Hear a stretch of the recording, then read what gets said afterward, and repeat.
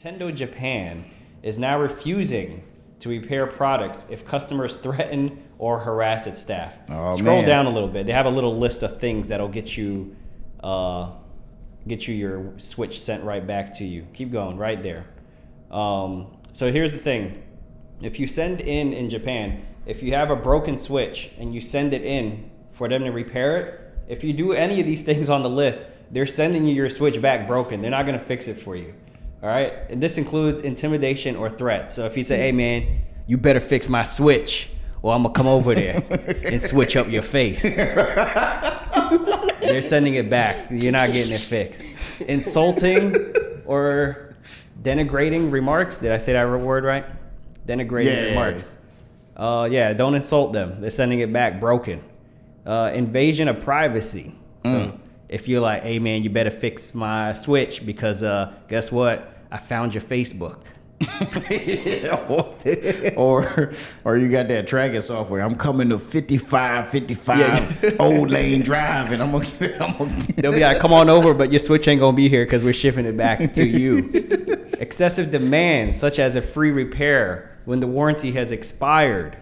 All right, so if you send it over and you're like, hey, I need y'all to repair this, they're like, sorry, your warranty expired, and you're like, nah, fix it anyway. And matter of fact, while you're fixing it, give me 2 new Joy-Cons.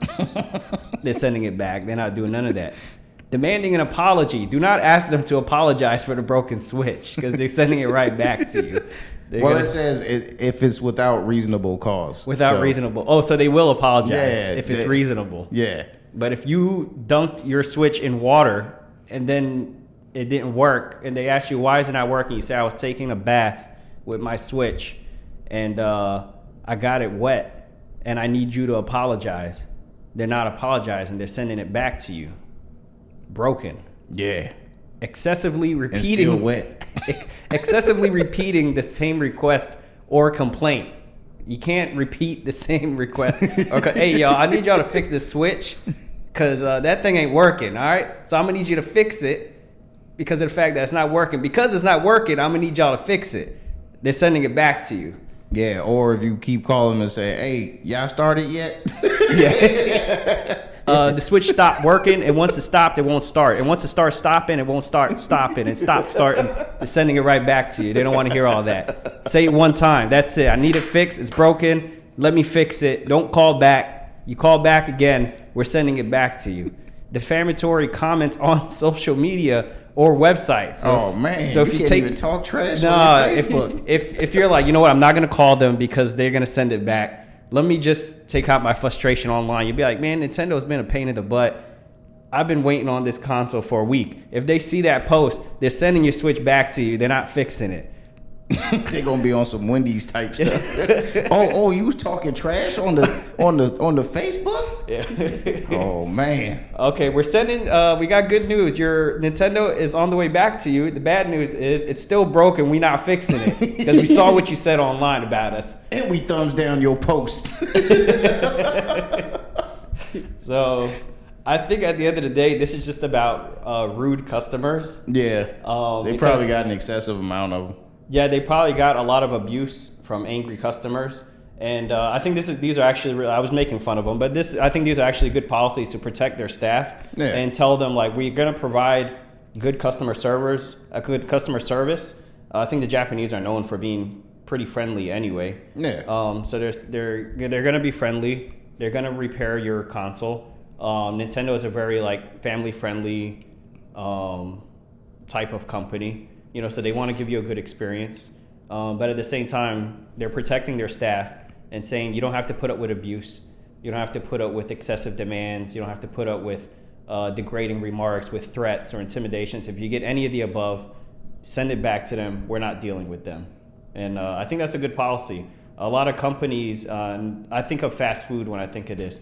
They say like, oh, the customer's always right, or retail stores, any place that focuses on customer service. Yeah. They overdo it to the point where they allow the customer to be abusive, and they tell you that if you retaliate or if you kick them out or anything like that, then you're not providing good customer service and you get penalized for it.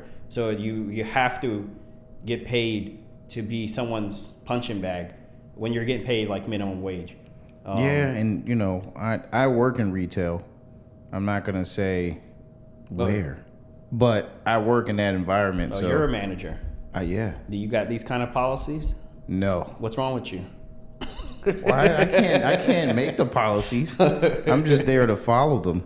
But yeah, we need something like this at my job. At your retail location. My retail location, undisclosed, in a bunker.